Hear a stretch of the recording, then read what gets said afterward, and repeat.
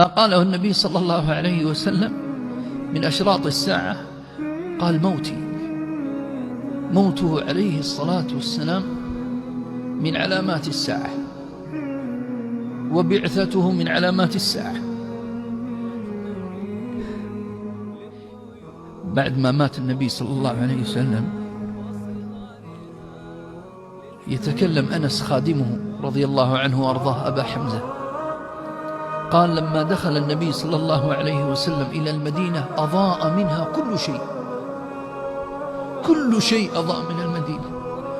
قال: فلما مات صلى الله عليه وسلم أظلم من المدينة كل شيء، يشعرون بالظلام بقلوبهم، حتى قلوبهم، يقول حتى قلوبنا أنكرناها. فقال: موتي وهو أعظم مصاب مر بالأمة. موت النبي صلى الله عليه وسلم أعظم مصاب أصيبت به الأمة المحمدية، فقد النبي عليه الصلاة والسلام. بل مما يروى عن هذه القضية والمصاب العظيم الجلل أن فاطمة الزهراء رضي الله عنها وأرضاها قالت لأنس بعد أن دفنوا النبي صلى الله عليه وسلم: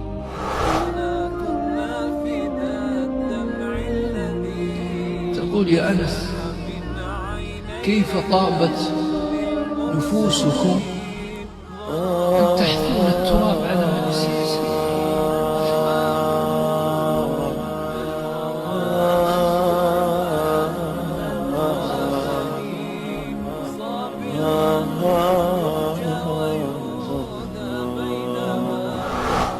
وأنت إذا دفنت الأم أو الأب تقطع فؤادك، فكيف من كان سبب لهدايتك؟